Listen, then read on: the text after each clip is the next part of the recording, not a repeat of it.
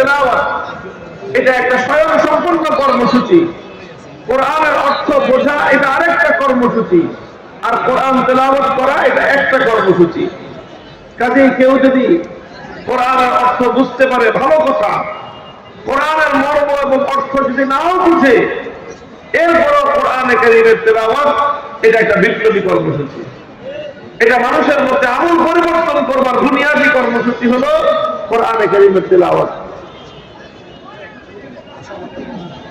এই জন্য যারা মনে করে যে না বুঝে পড়লে কোরআনে কারীমের তেলাওয়াতের দ্বারা কোনো লাভ নেই, তারা মূলত আল্লাহর কোরআনকে অবমূল্যায়ন করে। তারা কোরআনে কারীমকে দুনিয়ার আর 10টা গ্রন্থের সঙ্গে একই পাল্লায় পরিণত করে। তারা মনে করে যেরকম সাহিত্যের বই না বুঝে পড়লে সাহিত্যের স্বাদ পাওয়া যায় না, কবিতার বই না বুঝে পড়লে কাব্যের আনন্দ পাওয়া যায় না, উপন্যাসের বই না বুঝে পড়লে উপন্যাসের চরিত্র বোঝা যায় না, গল্পের বই না বুঝে পড়লে কেউ গল্পের মজা পাবে না, বিজ্ঞানের বই না বুঝে পড়লে বিজ্ঞান শিখতে পারবে না, মেডিকেল সায়েন্সের বই না বুঝে পড়লে ডাক্তারি বিদ্যা জানা হবে না। তারা মনে করেছে এই সব বিষয়ের মতো কোরআনে কারীম এরকম যে না বুঝে পড়লে বুঝি কোরআনে কারীমের কোনো লাভ হবে না, তা নয়। অন্য সকল বিষয়ের বই না বুঝে পড়লে কোনো লাভ নাই। দুনিয়াতে একমাত্র গ্রন্থ আল্লাহর কোরআন, এটা বুঝে পড়লেও যেরকম মানুষের অন্তরের মধ্যে প্রভাব তৈরি করে, না বুঝে পড়লেও কোরআনের তেলাওয়াতের মধ্যে এমন একটা পাওয়ার আছে যে এই পাওয়ার যার অন্তরের মধ্যে প্রবেশ করবে, এই কোরআনের তেলাওয়াত যার কর্ণকুহরে প্রবেশ করবে, এটা মানুষের অন্তরের মধ্যে গিয়ে আঘাত করবেই এবং মানুষের হৃদয়ের বদ্ধ দুয়ার উন্মুক্ত করার ক্ষেত্রে পৃথিবীতে কোরআনে কারীমের চেয়ে শক্তিশালী আর কিছু নাই। হাদিসের কিতাবগুলোর মধ্যে তার অসংখ্য দৃষ্টান্ত খুঁজে পাওয়া যায়। সাহাবায়ে কেরামের জীবনীতে অসংখ্য দৃষ্টান্ত খুঁজে পাওয়া যায়। হযরত আবু বকর রাদিয়াল্লাহু তাআলা আনহুর জীবন ইতিহাসে ঘটনা পাওয়া যায়। একবার আবু বকর সিদ্দিক রাদিয়াল্লাহু আনহু তিনি মক্কা ছেড়ে চলে যাচ্ছেন। রাস্তার মধ্যে এক লোকের সঙ্গে দেখা, একজন নেতৃস্থানীয় লোক, নাম হলো তার ইবনুদ দাদিনা। সে বলল, আবু বকর কোথায় যাও? তিনি বললেন যে আমি মক্কায় থাকবো না। কেন থাকবেন না? মক্কার মানুষ জুলুম এবং নির্যাতন করে, অন্যায় এবং অত্যাচার করেছে আমার উপর, আমাকে ত্যাক্ত বিরক্ত করে দিয়েছে, এই জন্য আমি আর মক্কা থাকবো না, মক্কা ছেড়ে চলে যাচ্ছি। ইবনুদ দাদিনা বলল যে না, আবু বকর তোমার মতো লোক মক্কা ছেড়ে চলে যেতে পারে না। তুমি মক্কার মধ্যে মানুষের উপকার করো, অনাহারীকে আহার তুলে দাও, অভাব মানুষের অভাব দূর করো, তুমি অসুস্থ মানুষের চিকিৎসা করো, তুমি মানুষকে সাহায্য করো। তোমার মতো এরকম সোনার মানুষ, মাটির মতো নরম মানুষ, পরোপকারী মানুষ যদি মক্কা থেকে চলে যায়, এটা মক্কার অধিবাসীদের জন্য একটা কলঙ্কের বিষয় হবে, বদনাম হবে তাদের। তুমি মক্কা ছেড়ে চলে যেও না। তোমার কি সমস্যা, চলো আমি সমাধান করে দিচ্ছি। ইবনুদ দাদিনা নামক সেই সরদার আবু বকর রাদিয়াল্লাহু আনহুকে সঙ্গে করে মক্কায় ফিরে আসলেন। এসে মক্কাবাসীকে বললেন যে দেখো, আবু বকর সে একজন ভালো মানুষ, তার মধ্যে এরকম সোনার মানুষ হয় না। এই লোকটাও যদি তোমাদের অত্যাচারে অতিষ্ঠ হয়ে মক্কা ছেড়ে চলে যায়, তাহলে গোটা আরবের মধ্যে মক্কার মানুষের বদনাম হয়ে যাবে যে আরো আবু বকরের মতো একজন ভালো মানুষ মক্কায় থাকতে পারে নাই। এই জন্য আবু বকর মক্কায় থাকবে, আমি দায়িত্ব নিচ্ছি, তোমরা কেউ আবু বকরকে ডিস্টার্ব করবে না। মক্কার লোকেরা বলবো যে ঠিক আছে, আবু বকর থাকবে, থাকুক। আবু বকর আমাদের বাপ-দাদার ধর্ম ত্যাগ করে মুহাম্মাদের ধর্ম গ্রহণ করেছে সাল্লাল্লাহু আলাইহি ওয়াসাল্লাম, আমরা না হয় সেটাও মেনে নিলাম। আবু বকর মুহাম্মাদের ধর্ম প্রচার করে, আমরা না হয় সেটাও মেনে নিলাম। কিন্তু আবু বকরকে আমাদের একটা শর্ত মানতে হবে। কি শর্ত? যে আবু বকর কোরআন তেলাওয়াত করে, কোরআন তেলাওয়াত করুন, সেটা নিয়ে আমরা আপত্তি করব না। তবে শর্ত হলো আবু বকর কোরআন তেলাওয়াত করবে তার ঘরের মধ্যে দরজা জানালা বন্ধ করে। সে ঘরের বাইরে বারান্দা অথবা উঠোনে দাঁড়িয়ে কোরআনে কারীমের তেলাওয়াত করে, এইভাবে উন্মুক্ত স্থানে সে কোরআন তেলাওয়াত করতে পারবে না। ইবনে জারিরা জানতে চাইল কারণ কি? ঘরের মালিক আবু বকর, ঘরের উঠোনের মালিক আবু বকর, তার জায়গায় সে দাঁড়িয়ে কোরআন তেলাওয়াত করবে, তোমাদের সমস্যা কি? মক্কার লোকেরা জবাব দিল যে না, আবু বকর ঘরের উঠোনে দাঁড়িয়ে কোরআন তেলাওয়াত করতে পারবে না, কারণ সে যদি উন্মুক্ত স্থানে দাঁড়িয়ে আল্লাহর কোরআন তেলাওয়াত করা শুরু করে, আবেগ ভাষা কণ্ঠে যখন আবু বকর কোরআনে কারীমের তেলাওয়াত করে, তখন অবস্থাটা এমন হয় চুম্বক যেরকম লোহাকে তার নিজের দিকে আকর্ষণ করতে আরম্ভ করে। আবু বকর যখন তার ঘরের উঠোনে দাঁড়িয়ে আবেগ ভাষা কণ্ঠে হৃদয় উজাড় করে দিয়ে কণ্ঠ খুলে আল্লাহর কোরআনের তেলাওয়াত করতে আরম্ভ করে, তখন আমরা আমাদের ঘরগুলোতে আমাদের ছোট ছোট শিশু সন্তানদেরকে পর্যন্ত আটকে রাখতে পারি না। চুম্বক যেরকম লোহাকে তার নিজের দিকে আকর্ষণ করতে থাকে, ঠিক তেমনি ভাবে আবু বকরের কোরআনের তেলাওয়াত আমাদের ঘরগুলো থেকে ছোট ছোট সন্তানদেরকে পর্যন্ত আকর্ষণ করে আবু বকরের ঘরের দিকে টেনে নিয়ে যায়। আমরা এটা বরদাস্ত করতে পারবো না। আমাদের ঘরগুলো থেকে আমাদের নারীরা, আমাদের শিশুরা পর্যন্ত আবু বকরের ঘরের দিকে পণ্য করার মতো ছুটতে আরম্ভ করবে, আর আল্লাহর কোরআনের তেলাওয়াত শুনে শুনে তারা এভাবে জাহেলিয়াতের পথ ছেড়ে দিয়ে আলোর পথের দিকে তারা অনুসারী হবে, আলোর পথের দিশারি হবে। এটা কোশ্চিন খেলাও আমরা বরদাস্ত করতে পারি না। মুহতারাম হাজিরিন, ইতিহাস কথাই বলে অসংখ্য অগণিত পাষাণ হৃদয়ের মানুষ যখন তাদের সামনে আল্লাহর কোরআনে কারীমের তেলাওয়াত করা হয়েছে, সেই পাথরের মতো পাষাণ হৃদয়গুলো পর্যন্ত আল্লাহর কোরআনে কারীমের তেলাওয়াতের মাধ্যমে মোমের মতো বিগলিত হয়ে পড়তে আরম্ভ করেছে। আল্লাহর কসম খেয়ে বলি, মহাবিশ্বের মধ্যে পাথরের মতো পাষাণ হৃদয়কে বিগলিত করবার জন্য আল্লাহর কোরআনের চেয়ে প্রভাবক আর এর চেয়ে শক্তিশালী কোন মাধ্যম আজ পর্যন্ত এই পৃথিবীতে আবিষ্কার হয় নাই। যে কোনো পাষাণ হৃদয়কে মোমের মতো করানোর জন্য পাষাণ হৃদয়ে পাথরের মতো রুক্ষ হৃদয়কে পর্যন্ত মোমের মতো নরম করে দিয়ে পানির ঝর্ণা ধারার মতো প্রবাহিত করবার ক্ষেত্রে আল্লাহর কোরআনে কারীমের কোন তুলনা নাই, কোন জুড়ি নাই। এই জন্যই আল্লাহ পাক রব্বুল আলামিন বিশ্ব নবী, মানবতার নবী মুহাম্মদ আরবি সাল্লাল্লাহু আলাইহি ওয়াসাল্লামকে সর্বপ্রথম যে কর্মসূচি দান করেছিলেন, সেই কর্মসূচির নাম হলো ইয়াতলু আলাইহিম আয়াতিহি। তিনি মানুষের কর্ণকুহরে আল্লাহর কোরআনের তেলাওয়াতের ধ্বনি শোনাবেন। মানুষের কণ্ঠে কণ্ঠে আল্লাহর কোরআনের তেলাওয়াত উচ্চারিত হবে, পাড়ায় পাড়ায়, মহল্লায় মহল্লায়, ঘরে ঘরে আল্লাহর কোরআনের তেলাওয়াত হবে। এই তেলাওয়াতের আওয়াজ যখন গুঞ্জরিত হয়, তখন কোরআনে কারীমের তেলাওয়াতের এই গুঞ্জরণে সমাজ থেকে জাহেলিয়াত বিতাড়িত হতে বাধ্য হয়। আজও আমরা যদি আমাদের এই সমাজে, এই পরিবেশে ঘরে ঘরে আল্লাহর কোরআনের তেলাওয়াতের আওয়াজ যদি আমরা গুঞ্জরণ উঠাতে পারি, ইনশাআল্লাহ এই সমাজ থেকে জাহেলিয়াত পালিয়ে যেতে বাধ্য হবে। আলহামদুলিল্লাহ, কোরআনের তেলাওয়াত আছে, চলছে, কিছু কিছু মেহনত চলছে, মাদ্রাসাগুলো মেহনত করছে। আমরা আমাদের সংগঠনের পক্ষ থেকে বিভিন্ন সময়ে মানুষকে কোরআনের তেলাওয়াত শেখানোর জন্য উদ্যোগ গ্রহণ করে থাকি।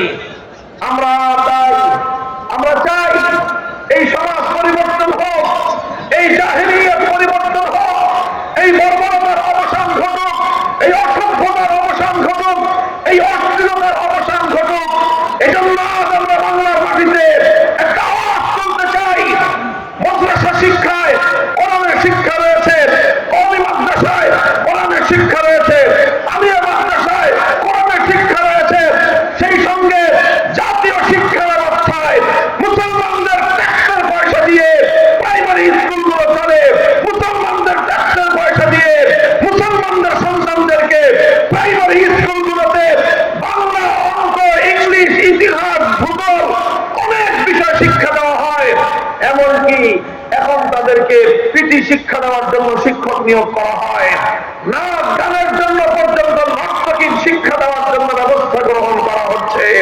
অথচ মুসলমানদের সন্তানদের প্রাইমারি স্কুলে আল্লাহর কোরআন শিক্ষা দেওয়ার কোনো ব্যবস্থা নাই।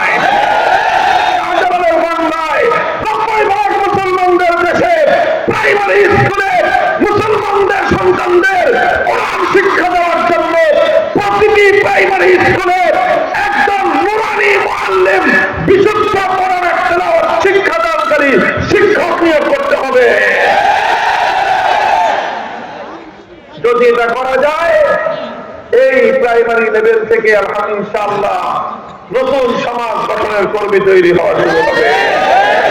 জাহেলিয়াত এবং বর্বরতা মূলোৎপাটন হওয়া শুরু হবে।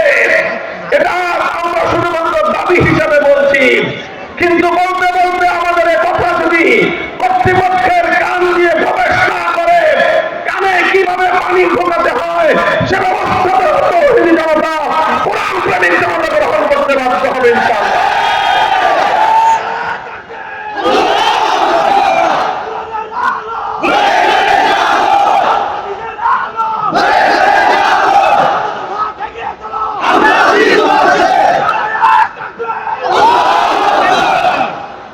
মুহতারাম হাজিরিন, বলতেছিলাম নবী আকরাম সাল্লাল্লাহু আলাইহি ওয়াসাল্লামের সর্বপ্রথম কর্মসূচি ছিল তিলাওয়াতে কিতাবুল্লাহ।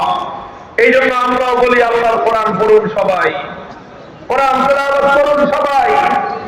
যে মুসলমানের হৃদয়ে আপনার কোরআনের তিলাওয়াত নাই, তার হৃদয়টা মুর্দা হৃদয়। ওই মুসলমান একজন মুর্দা মুসলমান। আমরা জিন্দা মুসলমান চাই। মুহতারাম হাজিরিন, কোরআনে কারীমের তিলাওয়াত ঘরে ঘরে আওয়াজ উচ্চারণ করেন, ঘরে ঘরে আল্লাহর কোরআনের তিলাওয়াতের আওয়াজ উচ্চারিত হোক। মুমিনের প্রত্যেকটা সন্তানের কণ্ঠে কণ্ঠে আল্লাহর কোরআনের তিলাওয়াতের গুঞ্জন হোক। কথা বলেন ঠিক কিনা? নবী করিম সাল্লাল্লাহু আলাইহি ওয়াসাল্লামের 2 নম্বর কর্মসূচি যেটা ছিল ওয়ায়ুআল্লিমুহুমুল কিতাব। তিনি কোরআন তিলাওয়াত শিক্ষা দেওয়ার পরে এরপরে উম্মতকে কোরআনের মর্ম শিখিয়েছেন, কোরআনের মর্ম বুঝিয়েছেন, কোরআনের ব্যাখ্যা বুঝিয়েছেন। কোরআনের ব্যাখ্যা শিক্ষা দেওয়া, কোরআন বোঝা, এটাও মুমিনের অনেক বড় দায়িত্ব এবং জিম্মাদারি। কোরআন যদি একজন মানুষ বুঝতে পারে, আল্লাহ পাক রব্বুল আলামিন মানব জাতিকে লক্ষ্য করে কি বার্তা প্রেরণ করলেন, আল্লাহর বান্দাদের আল্লাহর বার্তাটা বুঝবার দরকার আছে না নাই? বলেন, আল্লাহর পক্ষ থেকে আল্লাহর বান্দাদের উদ্দেশ্যে যে বার্তা আসলো, যে পয়গাম আসলো, আপনার রব আপনার নিকট একটা পয়গাম প্রেরণ করলেন। এই পয়গামটা আপনার এবং আমার বোঝার দরকার আছে না নাই?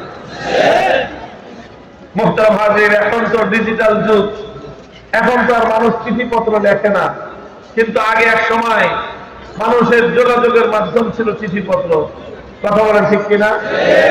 যারা প্রবাসে থাকতো, হ্যাঁ, ইউরোপে, আমেরিকায়, মধ্যপ্রাচ্যে, সৌদি আরব, কাতার, লিবিয়া, সিরিয়া, ইরাক, এই সমস্ত দেশে থাকতো। তো এখান থেকে কখনো মা তার সন্তানের উদ্দেশ্যে চিঠি লিখত, অথবা সন্তানের পক্ষ থেকে মায়ের কাছে চিঠি আসতো। গ্রাম বাংলার অনেক মায়েরা শিক্ষা দীক্ষা জানতো না, পড়ালেখা করতে পারতো না, নিজের চিঠিটা পড়তেও পারে না, কিন্তু কোন একটা সন্তান যখন তার মায়ের কাছে একটা চিঠি লিখতো, এখনো যদি কোনো সন্তান তার মায়ের কাছে চিঠি লেখে, তো মা ওই চিঠিটা নিজে পড়তে পারে না, গ্রামে যে লোকটা পড়ালেখা করতে পারে তার কাছে নিয়ে যায়, একটু পড়ে শোনাও আমার বাবা, আমার সন্তান কলিজার টুকরা কি লিখে পাঠিয়েছে। মা একবার শুনে তার হৃদয় জোড়ায় না, বলে আবার পড়ো। আবার শুনেছে, তাও হৃদয় জোড়ায় না, বলে আবার পড়ো। বারবার একজন মা তার সন্তানের পক্ষ থেকে প্রেরিত একটা পয়গাম, একটা চিঠি শুনতে চায়, কারণ সন্তানকে ভালোবাসে মা। সেই সন্তান মাস মাস ধরে, বছরের পর বছর ধরে প্রবাসে থাকতেছে, ওই সন্তানের পক্ষ থেকে একটা চিঠি আসলে সেই চিঠির মর্ম বুঝবার জন্য, সেই চিঠির কথাগুলো একবার একটু মায়ের কানে শুনবার জন্য, সেই চিঠির কথাগুলো একবার একটু পড়বার জন্য একজন মা অধীর হয়ে যায়। কথা বলেন ঠিক কিনা? মুহতারাম হাজিরিন, তো একজন মা যেরকম তার সন্তানের পক্ষ থেকে প্রেরিত একটা পয়গাম বারবার বুঝবার জন্য অধীর আগ্রহ নিয়ে সে অপেক্ষার প্রহর বলতে থাকে, বুঝবার জন্য সে পাগল করা হয়ে যায়। অথচ আমাদের নিকট আমাদের রব্বুল আলামিন কোরআনে কারীমের মধ্যে এরকম এক মহান পয়গাম দুনিয়ার প্রত্যেকটা মানুষকে উদ্দেশ্য করে আল্লাহ পাক রব্বুল আলামিন আরশের উপর থেকে প্রেরণ করলেন। আমরা বহু মানুষ এমন আছি, অসংখ্য মানুষ এমন আছে যারা সাধারণ শিক্ষিত বা অশিক্ষিত, তাদের কথা বাদই দিলাম। যারা শিক্ষিত, পড়াশোনা করার অভ্যাস, হাজার হাজার বইপত্র অনেকে পড়েছে, অনেকে আছে এমন গল্পের বই, উপন্যাসের বই পড়ে সব শেষ করে ফেলেছে। বঙ্কিমচন্দ্র থেকে শুরু করে হুমায়ুন আহমেদ পর্যন্ত কোনোটা বাদ রাখে নাই। হাজার হাজার বই পড়েছে, বিজ্ঞানের বই পড়েছে, সায়েন্স ফিকশনের বই পড়েছে, মেডিকেল সায়েন্সের বই ডাক্তাররা পড়তে পড়তে বুড়া হয়ে যায়, পরীক্ষা শেষ হয় না। তো কথা বলেন ঠিক কিনা? বড় পড়াশোনা করা ভালো, কিন্তু বড় আশ্চর্য এবং হৃদয় বিদারক কথাটা হলো এই, অসংখ্য মানুষ এমন আছে সারাটা জীবন অতিক্রান্ত হয়ে গেছে, কিন্তু অন্তত একবারের জন্য হলেও আল্লাহর কোরআনে কারীমের সূরা ফাতিহা থেকে সূরা নাস পর্যন্ত পূর্ণ কোরআনটা একবার অন্তত অনুবাদ দেখে হলেও বুঝে পড়বার চেষ্টা করে নাই। একজন মুসলমানের জন্য এর চেয়ে বড় লজ্জার কোনো বিষয় হতে পারে না। এই জন্য আমাদের সকলের দায়িত্ব হলো কোরআনকে একটু বুঝার চেষ্টা করা, অল্প অল্প করে হলেও প্রতিদিন এক আয়াত দুই আয়াত করে আপনি অনুবাদ করবেন। হক্কানি উলামায়ে কেরাম কোরআনে কারীমের অনুবাদ লিখেছেন, তাফসীর লিখেছেন, যে কোনো একটা নির্ভরযোগ্য তাফসীর অনুবাদ সংগ্রহ করে রেখে সেই অনুবাদ এবং তাফসীর একটু একটু করে পড়বেন, সবাই পড়বেন, মুসলমান পুরুষ হোক নারী হোক। যদি একজন মানুষ আল্লাহর কোরআনকে একটু একটু করে বুঝতে থাকে, অভিজ্ঞতার আলোকে দেখা গিয়েছে যে কোরআনের বাণীগুলো একজন মানুষের হৃদয়ে যেভাবে আঘাত করে, একজন মানুষকে যেভাবে হেদায়েতের পথের দিকে আকর্ষণ করে, পৃথিবীতে কোরআনে কারীমের মতো হেদায়েতের দিকে আকর্ষণ সৃষ্টিকারী এমন শক্তিশালী দ্বিতীয় কোনো জিনিস নেই। ওয়ায়ুআল্লিমুহুমুল কিতাব, আল্লাহ পয়গম্বরের 2 নম্বর দায়িত্ব হলো উম্মতকে যে কোরআনের তেলাওয়াত শেখালেন, এবার তিনি সেই কোরআনের মর্ম বোঝাবেন, মর্ম শেখাবেন, তাফসীর করবেন। আলহামদুলিল্লাহ সুবহান আলহামদুলিল্লাহ। একদিকে এখন যেমনি ভাবে উলামায়ে কেরাম এবং আমরা চেষ্টা করে যাচ্ছি মুসলমানদের সন্তানদেরকে আল্লাহর কোরআনে কারীমের বিশুদ্ধ তেলাওয়াত শিক্ষা দেওয়ার জন্য, সেই সঙ্গে মুসলিম জাতি যেন আল্লাহর কোরআন বুঝতে পারে তার জন্য অসংখ্য অগণিত পদক্ষেপ রয়েছে। তাফসীর গ্রন্থ লিখছেন উলামায়ে কেরাম, অনুবাদ গ্রন্থ লিখে লিখে প্রচার করছেন উলামায়ে কেরাম। তাফসীর মাহফিলগুলো হচ্ছে আল্লাহর কোরআনের পয়গাম বোঝানোর জন্য। মসজিদে মসজিদে তাফসীর হয় মানুষকে কোরআনের পয়গাম বোঝানোর জন্য। ও উম্মতে মুহাম্মাদিয়া, যদি তোমরা সফলতা চাও, কামিয়াবি চাও, আল্লাহর কোরআনকে বুঝবার চেষ্টা করো। কোরআন তোমাকে এবং আমাকে, গোটা উম্মতকে সফলতার রাষ্ট্রের দিকে নিয়ে যাবে ইনশাআল্লাহ। চেষ্টা করবেন তো কোরআন বুঝার? এটা হলো 2 নম্বর কাজ। আল্লাহর পয়গম্বরের 3 নম্বর কাজ যেটা, এটা খুব গভীর মনোযোগ দিয়ে শুনেন, বুঝেন। আল্লাহর নবী শুধু কোরআন তেলাওয়াত করে দায়িত্ব শেষ করেন নাই, শুধু কোরআন তাফসীর করে ব্যাখ্যা করে কোরআন বয়ান করে বুঝিয়ে দিয়ে আল্লাহর নবীর দায়িত্ব শেষ হয় নাই। নবীজির 3 নম্বর দায়িত্ব ছিল তালিমে হিকমত, অর্থাৎ আল্লাহর কোরআনে কারীমের প্রত্যেকটা আয়াতের বিধানকে, প্রত্যেকটা আয়াত আল্লাহ পাক যা বলেছেন, যেই বিধান নাযিল করেছেন, সেই বিধানগুলোকে তিনি শুধু বলে বলে বোঝান নাই, বরং প্রত্যেকটা বিধানকে তিনি প্র্যাকটিক্যাল বাস্তবায়ন করে উম্মতকে দেখিয়ে দিয়েছেন। একটা জিনিস আমি বলি যে কোরআনে কারীম এটা হলো একটা প্র্যাকটিক্যাল কিতাব। কোরআন কি বলেন তো? কি বললাম? একটা প্র্যাকটিক্যাল কিতাব। যারা জেনারেল লাইনে পড়াশোনা করেছেন, বিশেষ করে সায়েন্স যাদের ব্যাকগ্রাউন্ড, তারা ভালো বুঝবেন যে সায়েন্সের যে সকল সাবজেক্ট গুলো আছে, এই যে সায়েন্সের যে কেমিস্ট্রি আছে, পদার্থ বিজ্ঞান, এই পদার্থ বিজ্ঞান বুঝতে হলে শুধু বই পড়ে বুঝলে হয় না, এটার জন্য প্র্যাকটিক্যাল করতে হয়। মেডিকেল সায়েন্স শুধু বই পড়লে, লেকচার শুনলে কেউ মেডিকেল সায়েন্সের ডাক্তার হতে পারবে না, বরং তাকে লেকচার শুনতে হবে, বই পড়তে হবে, সঙ্গে সঙ্গে প্র্যাকটিক্যাল তাকে অনুশীলন করে করে ডাক্তারি শিখতে হয়। ঠিক তদ্রূপ কোরআনে কারীম শুধু তেলাওয়াত করেই মানুষ বুঝতে পারবে না, কোরআনে শুধু ব্যাখ্যা শুনে আর ব্যাখ্যা পড়ে একজন মানুষ কোরআনকে আত্মস্থ করতে পারবে না, বরং কোরআনে কারীমকে আল্লাহ পাক রব্বুল আলামিন নবীজিকে দায়িত্ব দিয়েছিলেন যে আমার এই দুনিয়ার মানুষকে, আমার বান্দাদেরকে, আপনার উম্মতকে আপনি কোরআনের এক একটা আয়াতের বিধান বাস্তবায়ন করে প্র্যাকটিক্যাল দেখিয়ে দিয়ে যান। আর আল্লাহ নবী সেটা দেখিয়েছিল। যেরকম আল্লাহর কোরআনে আয়াত নাযিল হয়েছে, আল্লাহ পাক নাযিল করেছেন আকিমুস সালাত, সালাত কায়েম করো। আল্লাহ নবী তেলাওয়াত করেছেন, 1 নম্বর দায়িত্ব পালন হয়েছে। অর্থ বুঝিয়েছেন, সালাতের অর্থ কি, ইকামতের অর্থ কি, 2 নম্বর দায়িত্ব পালিত হয়েছে। এরপরে আল্লাহর নবী 3 নম্বর দায়িত্ব পালন করেছেন, তিনি নামাজ আদায় করেছেন।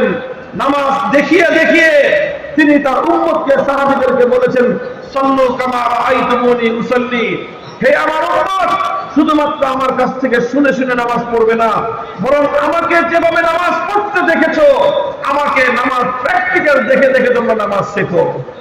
আল্লাহর নবী বিদায় হজে গিয়েছেন, শত সাহাবায়ে কেরামকে সঙ্গে নিয়ে হজ করতে গিয়েছেন, আর উম্মতকে সাহাবায়ে কেরামকে বলেছেন, খুযু আন্নী মানাসিকাকুম, হে আমার উম্মত, হজের এক একটা আমল তোমরা আমাকে দেখে দেখে প্র্যাকটিক্যাল শিখো।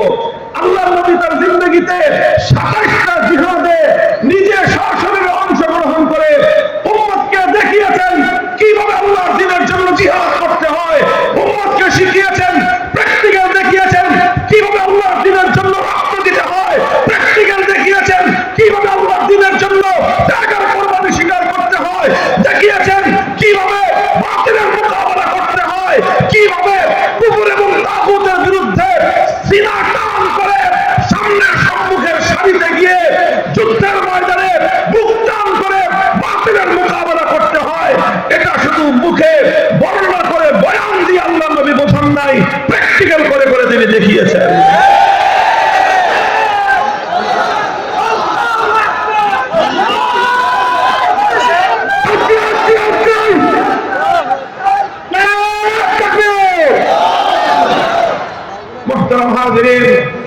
প্রত্যেকটা বিধান আল্লাহ নবী উম্মতকে প্র্যাকটিক্যাল করে দেখিয়েছেন, প্র্যাকটিক্যাল বিধান বাস্তবায়ন করে উম্মতকে শিখিয়েছেন যে ইসলামের এক একটা বিধান, আল্লাহর কোরআনের এক একটা বিধান কিভাবে বাস্তবায়ন করতে হয়। এই জন্য যারা আল্লাহর কোরআনের অনুসারী, যারা আল্লাহর কোরআনের সৈনিক, বিশেষ করে যারা আলেম সমাজ, উম্মতকে কোরআন বোঝানো যাদের দায়িত্ব, উম্মতকে কোরআন বোঝানো যাদের দায়িত্ব, যারা ওয়ারাসাতুল আম্বিয়া, যারা নবীদের উত্তরসূরি, যারা নায়েবে নবী, তাদেরকে ঐতিহাসিক দায়িত্ব বুঝে নিতে হবে। শুধু জনগণকে কোরআন তেলাওয়াত করে শিখিয়ে দিলেই দায়িত্ব শেষ নয়, তেলাওয়াতের পরে জনগণকে, জাতিকে কোরআনের মর্ম বোঝাতে হবে, তাফসীর বোঝাতে হবে, কোরআনের মর্ম এবং ব্যাখ্যা বোঝাতে হবে। কোরআনের ব্যাখ্যার মর্ম বুঝিয়েই আলেম সমাজের দায়িত্ব সমাপ্ত হবে না, বরং 3 নম্বর দায়িত্ব আলেম সমাজকে পালন করতে হবে, আল্লাহর কোরআনের এক একটা বিধানকে অক্ষরে অক্ষরে আল্লাহর জমিনে প্র্যাকটিক্যাল ভাবে বাস্তবায়ন করে জাতিকে কোরআন কিভাবে বাস্তবায়ন করতে হয় সেটা দেখাতে হবে, সেটা শেখাতে হবে। আর এই জায়গায় এসেই আলেম সমাজে কোরআনের ধারক বাহকদের সঙ্গে যারা শয়তানের অনুসারী তাদের সংঘাত তৈরি হয়ে যায়, যারা আল্লাহর কোরআনকে আল্লাহর জমিন থেকে নিশ্চিহ্ন করতে চায়, যারা কোরআনী সমাজ গড়বার ক্ষেত্রে অন্তরায় এবং বাধা তৈরি করতে চায়, তারা সাধারণত কোরআনের তেলাওয়াত কিংবা কোরআনের ব্যাখ্যার ততটা বিরোধিতা করে না, যতটা বিরোধিতা করে যখনই আমি কোরআনের এক একটা বিধান আল্লাহর জমিনে বাস্তবায়ন করতে যাব, তখনই তারা আমার পথে অন্তরায় হয়ে দাঁড়াবার চেষ্টা করে। তারা চেষ্টা করবে, তারা কাজ করবে তাদের শয়তানের পক্ষে, তারা কাজ করবে আল্লাহর কোরআনের বিপক্ষে, তারা কাজ করবে কোরআনের এক একটা বিধান বাস্তবায়নের ক্ষেত্রে বাধা হয়ে দাঁড়াবে। তারা যদি আল্লাহর কোরআনের এক একটা বিধান বাস্তবায়নের ক্ষেত্রে বাধা হয়ে দাঁড়াতে পারে, শয়তানের দোসররা যদি শয়তানের নির্দেশ বাস্তবায়ন করতে গিয়ে আল্লাহর কোরআনের পথে অন্তরায় হয়ে দাঁড়াতে পারে, আল্লাহর বান্দারা আল্লাহর কোরআনের এক একটা বিধান বাস্তবায়ন করার জন্য শয়তানের দোসরদের মোকাবেলায় রাজপথে নামতে তারা প্রস্তুত থাকতে হবে।